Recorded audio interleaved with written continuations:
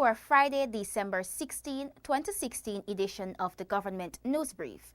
In the news, Suriname's head of state visits Guyana, more than $2.2 billion budgeted to provide improved healthcare delivery in the hinterland, and the National Drug Strategy Master Plan will aid in combating illicit drug use and trafficking.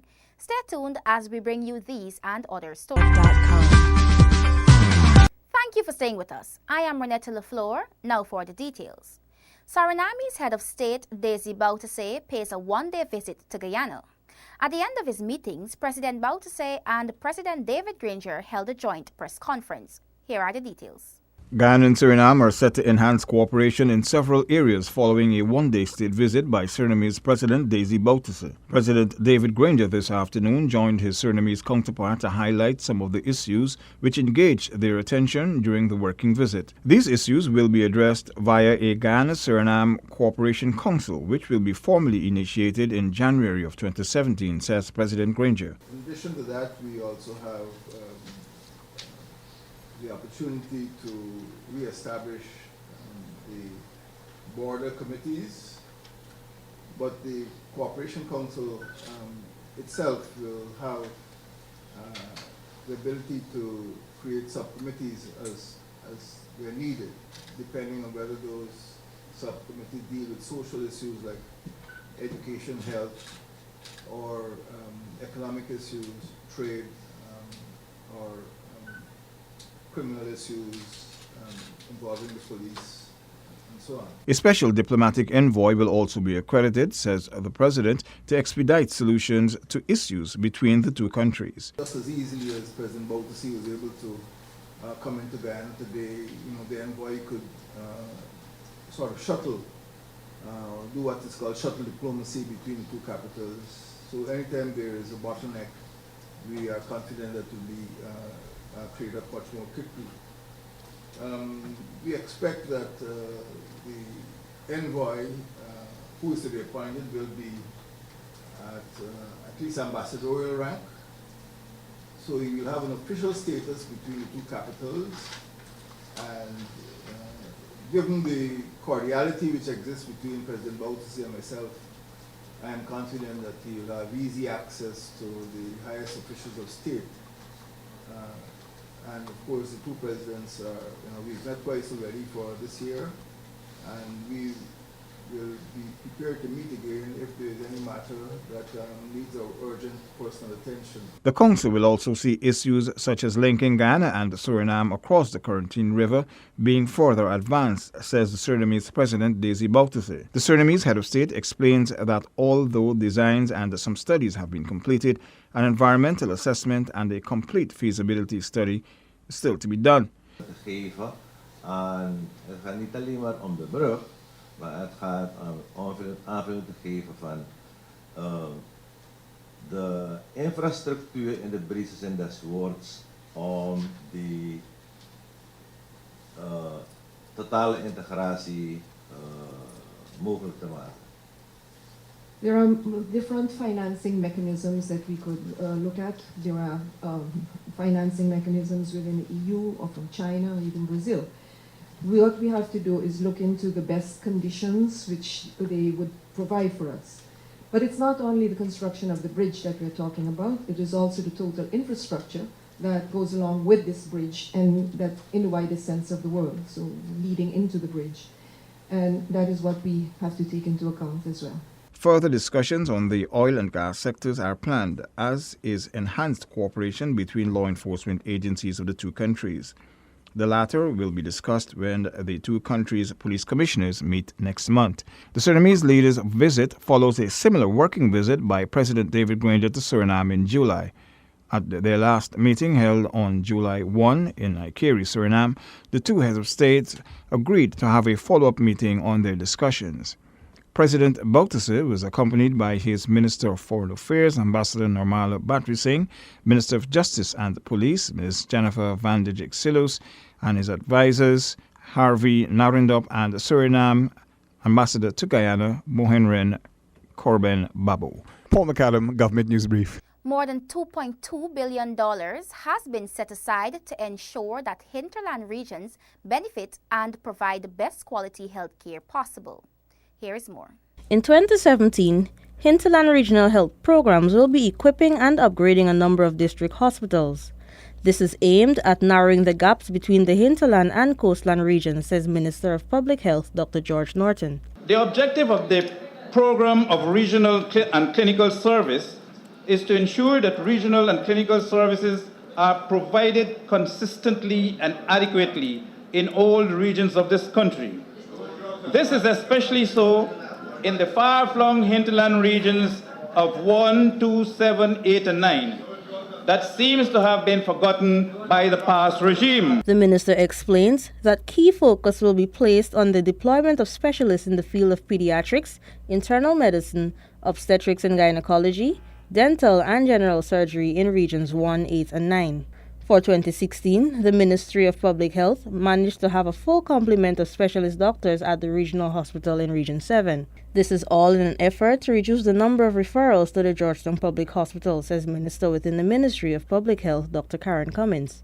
As a government, we are committed to reducing the inequities and inequalities to access of quality health care, as we strive to make a universal primary health care a lasting reality in this country. Particular emphasis will be placed on upgrading all health facilities to accommodate and attract the necessary medical personnel in a number of hinterland areas.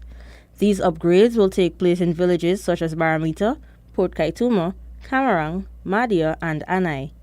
For the Government News Brief, I am Delicia Haynes. The National Drug Strategy Master Plan is aimed at combating illicit drug use and trafficking. Find out how in this Isaiah Braithwaite report.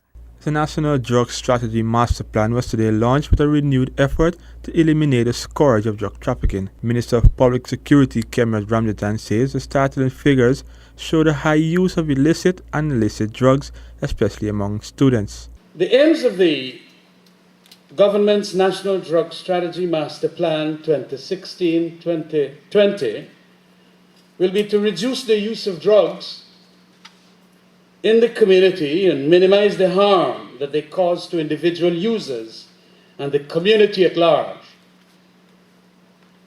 We are mimic men and have sought in this master plan not to reinvent the wheel, but to proceed to strategize on what we know to be right and proper and which already exists.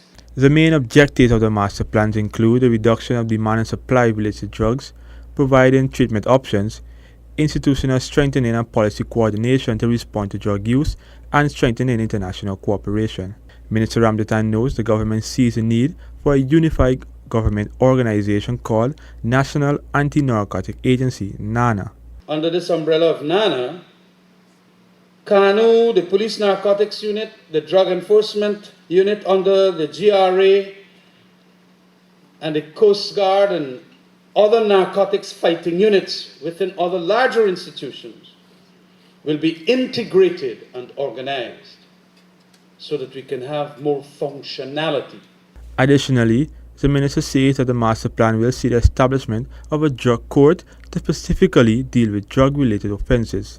The essential features of such a drug court are that it will deal with a specified class of offenders, integrate drug treatment services within the criminal justice case processing system, because a lot of times we simply feel jail them, having been found with a joint or more than a joint.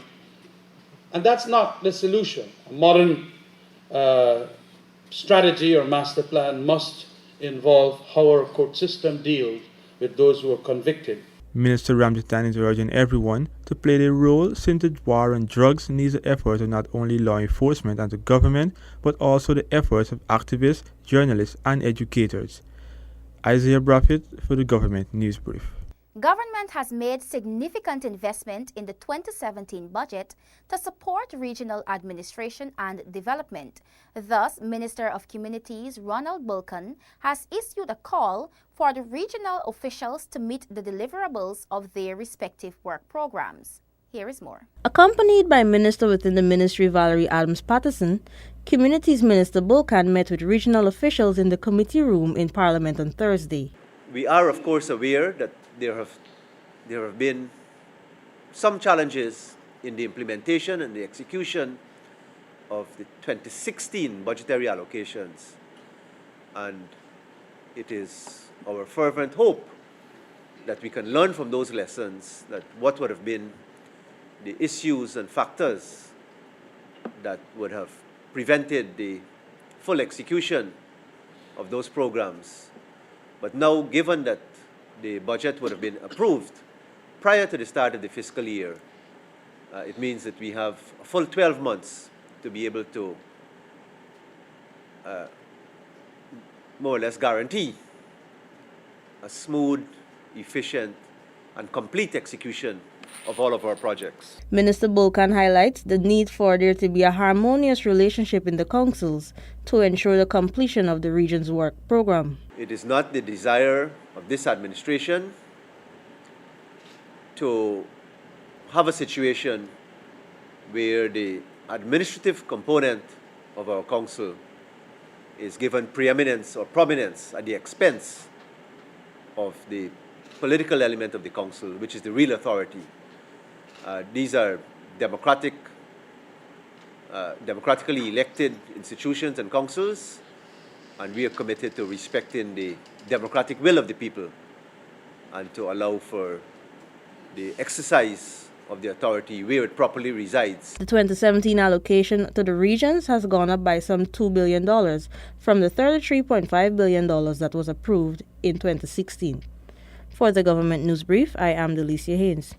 The Social Protection Ministry will be implementing new measures in 2017 to tackle the serious breakdown in family units. Hastings-Williams has the details. One such measure is the establishment of night care centers for those parents who work at nights.